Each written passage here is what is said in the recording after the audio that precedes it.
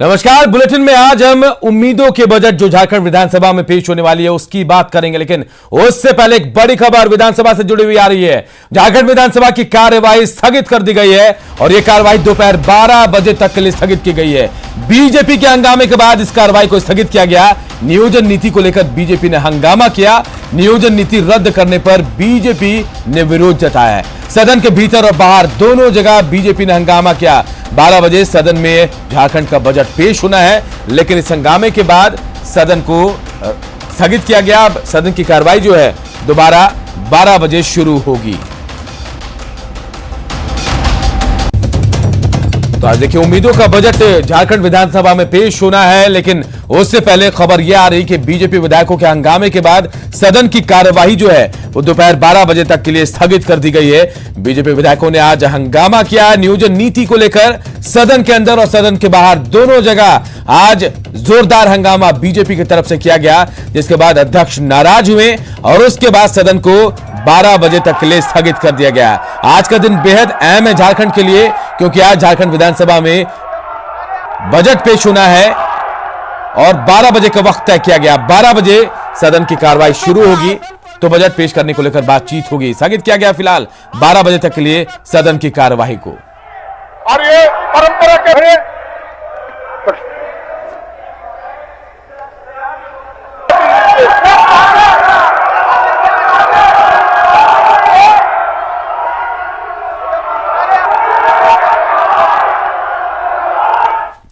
तो अब से थोड़ी देर बाद झारखंड विधानसभा में हेमंत सरकार का बजट पेश होगा।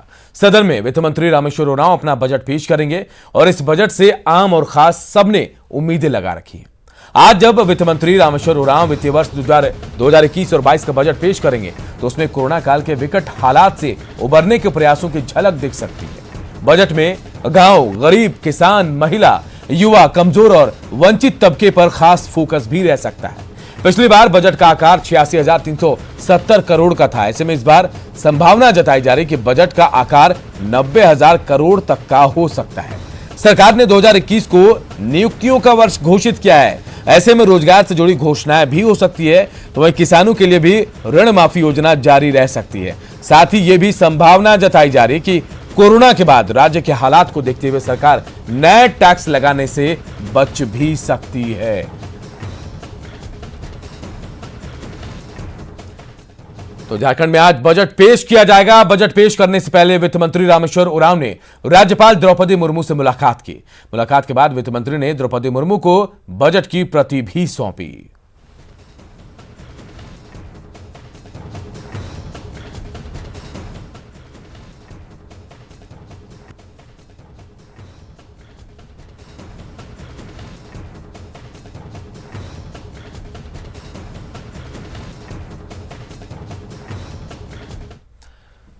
तो आज का दिन बेहद अहम झारखंड के लिए। झारखंड विधानसभा में हेमंत सरकार का आज बजट जो है पेश होना है और सदन में वित्त मंत्री रामेश्वर उरांव इस बजट को पेश करेंगे। बजट का झारखंड की 3.25 करोड़ से ज्यादा की आबादी को बेसब्री से इंतजार है।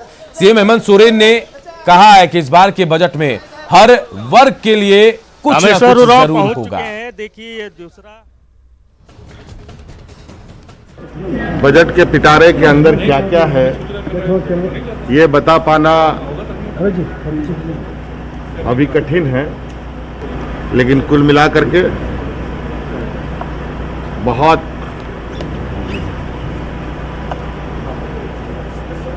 मेहनत और बहुत सोच विचार के उपरांत इस बार बजट की तैयारी की गई है।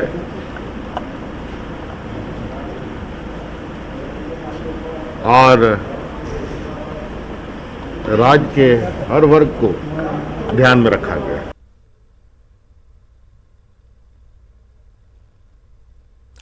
तो देखिए, आज बजट से बहुत उम्मीदें हैं, आम लोगों से लेकर खास लोगों को भी, मध्यम वर्ग को लेकर तो गरीब तबके के लोग भी उम्मीद लगाए बैठे कि उनके लिए कुछ ना कुछ जरूर होगा। और खुद हेमंत सोरेन ने कहा है, सीएम ने कहा कि हर तबके के लोगों को कुछ ना कुछ जरूर मिलेगा। तो आज हम इस बजट पर चर्चा भी करेंगे कि क्या सोच होगी, क्या दूरदर्शी सोच होगी सरकार की कि कैसे सुचारू रूप से चलाया जा सके, व्यवस्थाएं, इकोनॉमिक हालात को कैसे सुधारा जाए, इस पर चर्चा करेंगे। और चर्चा के लिए हमारे दो मेहमान भी हमारे रांची स्टूडियो से जुड़े हैं। राहुल मारू जी हैं जनरल सेक्रेटरी झारखंड चैंबर से, तो वहीं धीरज पाठक जी हैं अर्थशास्त्री। आप दोनों का बहुत बहुत स्वागत है। सबसे पहले मैं धीरज जी आपके पास आऊंगा। अर्थशास्त्री आपको क्या लगता है कैसा यह बजट हो सकता है जब यह कहा जाता है सीएम की तरफ से कि हमारा कोष खाली है, जो कोष है वो खाली है, ऐसे में योजनाओं को धरातल पर उतारने में थोड़ी परेशानियां भी हैं? जी, कोरोना को देखते हुए जो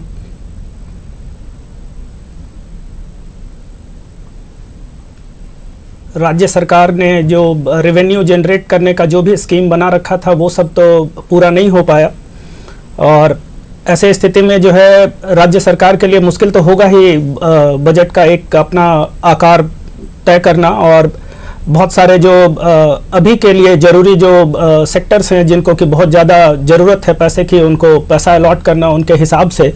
जैसे जो माइग्रेंट वर्कर्स हैं वो बहुत भारी मात्रा में जो है लौट कर आए हैं, उन सभी लोगों के लिए रोज़गार उपलब्ध कराना एक बड़ा चुनौती है। और जो गवर्नमेंट है वो बहुत सारे स्कीम्स का क्रियान्वयन कितना बढ़िया से करती है ये भी एक देखने लायक होगा, क्योंकि उन स्कीम्स को पैसा चाहिए और फिर उनका यूटिलाइजेशन भी मॉनिटर करना होगा, जो कि पिछले साल नहीं हो पाया। तो रोजगार एक बड़ा मुद्दा है, गरीबी बहुत बढ़ी है,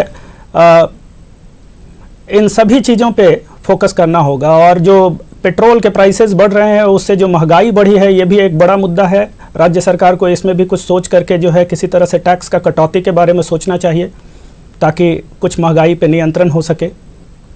चलिए मैं राहुल मारू जी के पास आऊंगा। राहुल जी, आप बहुत सारी चैंबर से जुड़े हैं, जाहिर सी बात है आपके राय मशवरा भी आपका लिया गया होगा। आपको क्या लगता है कि ये बजट कैसा होगा इस बार आप लोगों के लिए, खासतौर पर चैंबर के लोगों के लिए राहत भरा हो सकता है? जी, सर्वप्रथम मैं न्यूज़ 18 का बहुत बहुत धन्यवाद देता हूं कि उन्होंने एक संगठन के नाते एक मेरे को यहाँ पर आमंत्रित किया। निश्चित ही हमने राज्य के मुखिया श्री हेमंत सोरेन जी और माननीय वित्त मंत्री श्री रामेश्वर उरांव जी को हमने चैम्बर की ओर से एक ज्ञापन दिया था, जिसमें कैसे इस राज्य का राजस्व बढ़े, कैसे हमने कुछ उनको सुझाव भी दिए हैं। और हमने उनसे आग्रह किया है कि आप इन पर गौर करके निश्चित ही अपने बजट में इन चीज़ों का समावेश करें, जिससे राज्य तरक्की की ओर अग्रसर हो, राज्य का राजस्व बढ़े और व्यापारियों में एक व्यापार करने का एक माहौल बने, जिसकी उपेक्षा हमेशा रही है चैम्बर के द्वारा। तो मैं उम्मीद करता हूं कि इन पर माननीय वित्त मंत्री जी का ध्यान निश्चित ही चैम्बर के माध्यम से सरकार की ओर रहेगा। धीरज जी, सवाल आपसे मेरा कि बेहद अहम है इस बार का बजट, क्योंकि कोरोना काल रहा है, विपरीत परिस्थितियों में सरकार को भी चलाना है और राजस्व भी बढ़ाना है। क्या ऐसा लग रहा है, हालांकि ये कहा जा रहा है कि टैक्स कोई नई तरह का लागू नहीं होगा, राजस्व कैसे बढ़ेगा? अगर टैक्स लागू नहीं होगा, राजस्व कैसे बढ़ेगा? क्या कर सकती है सरकार? सरकार के पास जो संसाधन है उनका तो वो उपयोग करेगी हर तरह से, जो भी उनके पास उपलब्ध हैं जो है ऑप्शंस। तो एक ऑप्शन है कि सरकार बोरो करेगी, अपना जो कर्ज है वो थोड़ा बढ़ाएगी, हालांकि उससे जो वित्तीय घाटा है वो थोड़ा बढ़ जाएगा। लेकिन हमको लगता है कि ऐसे स्थिति में जो अभी का जो एक विशेष परिस्थिति है उसमें वित्तीय घाटे के बारे में ज़्यादा सोचने की ज़रूरत नहीं है। ज़रूरत है कि किसी भी तरह से राज्य की अर्थव्यवस्था को पटरी पे लाया जाए। और जो आर्थिक सर्वेक्षण जो कल पेश हुआ है उसने उम्मीद जाहिर किया है कि अगले वित्त वर्ष में हमारा जो ग्रोथ रेट है वो बढ़ जाएगा, अच्छा रहेगा। लेकिन ये होगा तभी, सिर्फ अनुमान से नहीं होगा, और इसके लिए जरूरत है कि हर हाल में खर्च बढ़ाया जाए। चलिए धीरज जी, चाहे जो भी माहौल रहा हो, चाहे आपातकाल की बात करें, कोरोना काल की बात करें, ग्रोथ रेट बेहतर रहा है झारखंड का। और अब भी इंडस्ट्री की बात करें तो इंडस्ट्री को लेकर भी कई सारे इंडस्ट्री लगे हैं। सवाल मैं आपके पास भी आऊंगा राहुल जी, लेकिन पहले मैं धीरज जी से पूछता हूं, ऐसा लग रहा है आपको कि और विकास की जरूरत है? अभी झारखंड उस स्टेज पर नहीं पहुंचा जहां अभी उसे पहुंचना चाहिए था। जी हाँ, बिल्कुल। अगर हम अपने पड़ोसी राज्य बिहार से अपनी तुलना करें तो हमारा ग्रोथ रेट तो उनसे कम है, तो राज्यों के हिसाब से तो ग्रोथ रेट बहुत ज़्यादा है, ऐसा नहीं बोल सकते हैं। सिर्फ नेशनल एवरेज से कंपेयर करके हम बता रहे हैं, तो ऐसा नहीं है कि ग्रोथ रेट बहुत सेटिस्फैक्ट्री है, और बढ़ाया जा सकता है। और झारखंड का ग्रोथ रेट हाई था, वो नीचे आ गया है। चलिए राहुल जी, आप इत्तेफाक रखते हैं इस बात से, धीरज जी कह रहे हैं कि ग्रोथ रेट कम आ गया है। आपको ऐसा लगता है कि निवेश की चीजें भी, बहुत सारे निवेश हुए हैं, इंडस्ट्री भी लग रहे हैं, और ऐसे और ऑप्शन है कि और इंडस्ट्री लग सकते हैं, ग्रोथ रेट बढ़ाने पर जोर हो सकता है बजट में? देखिए, हम लोग ने पिछले सप्ताह ही माननीय मुख्यमंत्री जी से चेंबर की एक मुलाकात हुई थी, तो माननीय मुख्यमंत्री जी ने हमें एक डेटा दिया कि जो मोमेंटम झारखंड जो हुआ था पिछले सरकार के कार्यकाल में, उसमें अभी भी 600 ऐसे इंडस्ट्रीज हैं जो किन्हीं ना किन्हीं कारणों से बंद हैं, चाहे उनको जमीन की दिक्कतें हों, चाहे उनको बिजली की दिक्कतें हों। ऐसे वो डेटाज माननीय मुख्यमंत्री जी के पास हैं। हमने उनको सुझाव दिया है कि आप इनका एक लिस्ट बनाएं और आप एक वातावरण बनाएं कि जिससे इन इंडस्ट्रीज को सुविधा मिले और यहां से रोजगार उत्पन्न हो। यहां पे जब टेक्सटाइल पॉलिसी बनी थी झारखंड की, जिस समय, उस समय माना जाता था कि सबसे बेहतरीन पॉलिसी है पूरे देश में। यहां पर एक कंपनी भी आई, मैं उनका नाम नहीं लूंगा, लेकिन वो किसी कारणवश वो कंपनी यहां से वाइंड अप हो गई। 50,000 लोगों को रोजगार था उस कंपनी में। आज वो कंपनी क्यों वाइंड अप हो गई है? क्या सरकार की नीतियों में कुछ कमी है? और जहां तक मेरे सहयोगी पाठक जी कह रहे थे कैसे राजस्व को लेकर, तो आपको हो सकता है आपको जानकारी हो, इस राज्य में देश का 40% मिनरल रिजर्व है। ये राज्य एक सरप्लस बजट का राज्य बन सकता है। आज आपको ताज्जुब होगा कि पिछले साल मार्च में आयरन ओर का जो हम लोग जो आयरन ओर उगाते हैं उसका हम लोग ने बंद कर दिया। और यही अगर हम अपने पड़ोसी राज्य उड़ीसा को देखें तो आज वो आयरन ओर उगा के आज वो प्रोडक्शन में आ गया है। हम लोग यहाँ से बिजली, वो दूसरे राज्यों को हम लोग यहाँ से बिजली दे रहे हैं। हम लोग के व्यापारी यहाँ कोयला को इंपोर्ट कर रहे हैं। तो मेरा आपके माध्यम से सरकार को आग्रह होगा कि सेंटर के साथ एक नीति बना के आप आयरन ओर के माइंस को चालू करें। और आप उम्मीद करते हैं कि जब अगर ये चालू होगा तो सरकार को उसकी रॉयल्टी और जीएसटी 40% खनिज संपदा की बात कर रहा हूं जी। धीरज जी, मैं आपसे जानना चाहूंगा, 40% तो शुरू से ही है जब से झारखंड अलग हुआ, लेकिन यूटिलाइज कहां हुआ? सरकारें आई गई और आज भी हम कहते हैं यूटिलाइज कहां हो रहा है? क्या बजट में इसके लिए ठोस प्रावधान करने की जरूरत नहीं है? जी एकदम जरूरत है। और देखा जाए तो ये जो खनिज संपदाएं हैं ये तो सेंट्रल गवर्नमेंट के रूल्स पे ज़्यादा बेस्ड होती हैं जी, और स्टेट गवर्नमेंट को इसमें थोड़ा ही रोल मिलता है। लेकिन निश्चित रूप से सेंट्रल गवर्नमेंट पे ऐसा प्रेशर बनाया जाना चाहिए या उनके साथ मिलकर ऐसी कोई नीति बनाई जानी चाहिए कि उसमें बिल्कुल धीरज जी बनाई जानी चाहिए और ठोस होनी चाहिए ये नियम। चलिए, मैं आप लोगों को रोकूंगा, वापस आप लोगों के पास आऊंगा, लेकिन बजट से पहले मुख्यमंत्री हेमंत सोरेन ने झारखंड के लोगों को शुभकामनाएं दी। क्या कुछ कहा है, पहले वो सुनते हैं। आदिवासियों को, आप सबको बहुत बहुत शुभकामनाएं। आज बजट सुने थे, क्या कुछ पिटारे से निकलेगा सर? मछली भी निकालेंगे। तो देखिए, बहुत ज्यादा कुछ तो नहीं कहा, लेकिन शुभकामनाएं दी हैं, बहुत ज्यादा कुछ नहीं कह पाए। और राहुल जी, अगर और चीजों की बात करें, और बहुत सारी चीजें, शिक्षा है, स्वास्थ्य है, तमाम चीजें हैं, इन चीजों पर कैसे फोकस होगा? जबकि पहले से ही कहा जा रहा है कि खजाना सरकार का खाली हो गया है, तो इसको बिना भरे बजट का आकार कैसे बढ़ेगा, या सिर्फ कर्ज लेकर इस आकार को बढ़ाया जाएगा, पूरी की जाएगी तमाम चीजें? देखिए, मैंने आपसे पहले भी कहा कि मैं सरकार को कर्ज लेने के पक्ष में नहीं हूं जी। अगर कोयला ही एक ऐसा क्षेत्र है जिससे सरकार को इतनी रेवेन्यू आ सकती है जिसका कि हम लोग आकलन नहीं कर सकते हैं। आपको जान के ताज्जुब होगा कि यहाँ का 30 मिलियन टन हम लोग का कोयला को यहाँ की इंडस्ट्रीज को दरकार है। अगर हम उड़ीसा की बात करें तो उड़ीसा को जो जमीन अलॉट्स होती हैं जी, उससे अगर रजिस्ट्री होती है वहां के व्यापारियों की, तो पिछले साल सरकार, उड़ीसा सरकार को 2000 करोड़ रुपए की खाली जो हम लोग जो रजिस्ट्री होती है उससे सरकार को रजिस्ट्री से 2000 करोड़ का इनकम हुआ है। तो आप इसे आकलन कर सकते हैं कि कितना बड़ा रेवेन्यू का ये क्षेत्र है। हमने माननीय मुख्यमंत्री जी को सुझाव और भी दिए हैं कि यहाँ पे अब टूरिज्म जो यहाँ का एक बहुत बड़ा हब बन सकता है इस राज्य का। कितने सारे यहाँ पे वाटरफॉल्स हैं, इको टूरिज्म की यहाँ बहुत बड़ी संभावना है, क्योंकि ये जो राज्य है इसमें बहुत से पेड़ पौधे और प्राकृतिक संस्कृति से भरा है ये राज्य। तो हमने कहा है कि इको टूरिज्म पर आप थोड़ा फोकस करें और पीपीपी मोड पे, जैसे अपना गुमला में जो अंजन धाम का मंदिर है, हमारा सूर्य मंदिर है बुंडू में, वहां पे आप व्यवस्थाएं बनाएं, हमारे जो वहां पे आप सूत्र हैं वो भी यही बता रहे हैं कि करें। बजट में इस बार पर्यटन को लेकर खास फोकस भी किया जाएगा। वापस आप लोगों के पास आऊंगा, आम लोग क्या सोचते हैं बजट को लेकर, और आज बजट पेश होने वाला है और इस परिस्थिति में प्रदेश सरकार का बजट कैसा होगा, इसे लेकर मध्यम वर्ग ने भी अपनी राय बताई है। महंगाई के साथ साथ स्वास्थ्य पर ध्यान दिया जाए, ये मांग रांची के लोगों ने की है।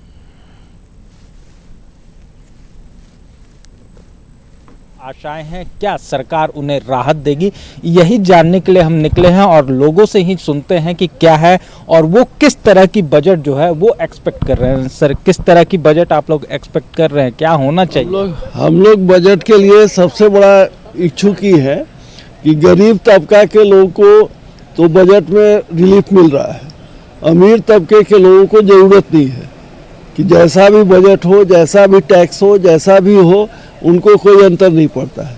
लेकिन मध्यम वर्ग के लोगों को इससे बहुत तकलीफ है।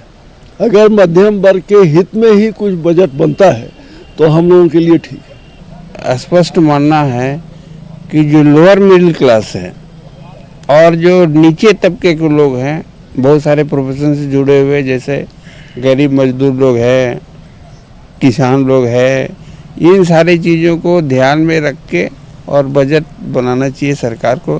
एजुकेशन भी होना चाहिए, क्योंकि एजुकेशन रहेगा, आदमी को बढ़िया मिलेगा तो आदमी बढ़िया ढंग से उसको चलाएगा। ये ज़रूरी चीज़ें हैं, स्वास्थ्य भी है, एजुकेशन भी है, दोनों ज़रूरी है। अब लोग महंगाई से परेशान हैं। सरकार, केंद्र सरकार भी वैट लगा रही है, टैक्स लगा रही है, इधर ही वैट लगा रहे हैं, कोई मानने को तैयार नहीं है। हर चीज़ महंगा होते जा रहा है। रिलीफ, अब बेरोजगारी है, ऐसा जिसकी नौकरी थी उसकी भी नौकरी चली गई है, अभी जो है नौकरी कोई नहीं हो पा रहा है नया, तो उसके लिए भी कुछ उपाय करना चाहिए कि भाई रोजगार कैसे लोगों को मिले। स्वास्थ्य के प्रति जो है, आप सरकारी अस्पताल की व्यवस्था बहुत ख़राब है, अब प्राइवेट जो है पैसा लूट रहा है, लोगों को कहीं राहत नहीं है कि स्वास्थ्य कैसे उसका ठीक होगा। तो इस पर अंकुश लगना चाहिए, तो ये सब कुछ व्यवस्था हो ताकि लोगों को राहत मिले। तो साफ तौर से कहा जाए तो लोगों का कहना है कि मध्यम वर्ग को राहत दी जाए, वहीं पर एजुकेशन हो या फिर स्वास्थ्य की सुविधा, उसे लेकर भी सरकार को इस बजट में ध्यान देना चाहिए ताकि लोगों को ज़्यादा से ज़्यादा सुविधा मिल सके। कैमरामैन संजीव तिवारी के साथ ओम प्रकाश, न्यूज़ 18 रांची।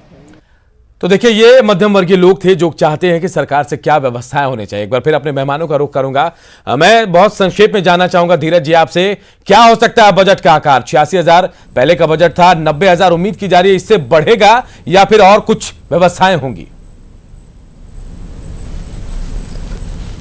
90,000 करोड़ तक तो निश्चित ही होना चाहिए, क्योंकि 86,000 करोड़ तक था पहले से, और उसके लिए जैसे भी रेवेन्यू का इंतजाम किया जाए वो सब सही है।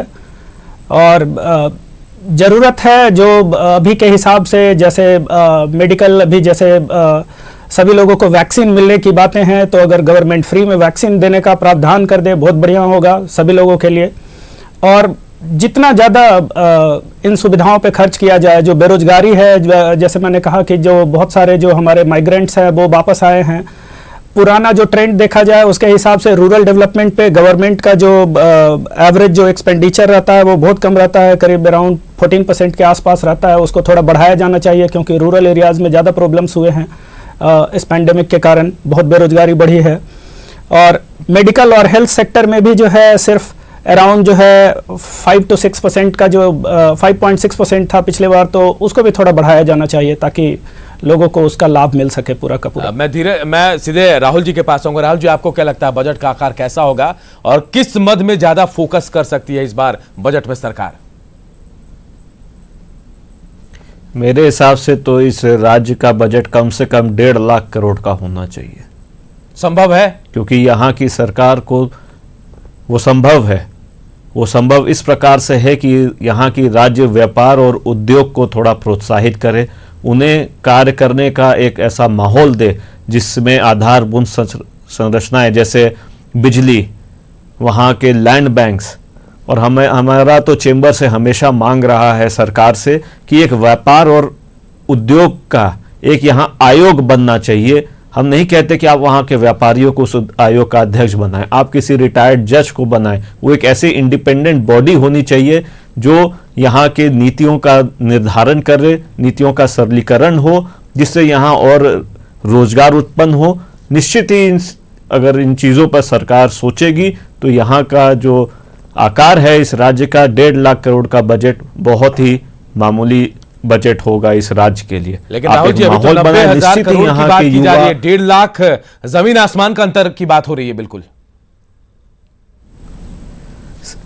सोच ऊंची रखनी चाहिए, पहल करनी चाहिए। इस सरकार के पास मौका है कि कोरोना से उभर कर वो एक रोल मॉडल बने इस पूरे राज्य के लिए। धीरज जी, संभव है 1.5 प्रतिबद्ध है सरकार की तरफ से? संभव है बजट का आकार बढ़ सकता है?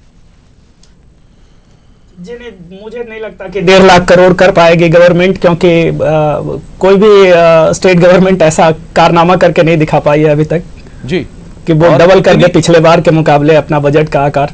जी, किस मद में सबसे ज्यादा फोकस करना चाहिए सरकार को? सबसे ज्यादा की बात कर रहा हूं धीरज जी। रूरल डेवलपमेंट, एम्प्लॉयमेंट, जी रूरल डेवलपमेंट, एम्प्लॉयमेंट और हेल्थ सेक्टर, यही सब मेजर एरियाज होने चाहिए अभी प्रेजेंट कंडीशंस जो दिया गया है उसके हिसाब से। और थोड़ी महंगाई घटाने के लिए जो भी हो सकता है उस पर प्रयास किया जाना चाहिए। गवर्नमेंट को अपने तरफ से जो है किसानों का ऋण माफ़ी का जो योजना है उसको और बड़ा करना चाहिए, बढ़ाना चाहिए।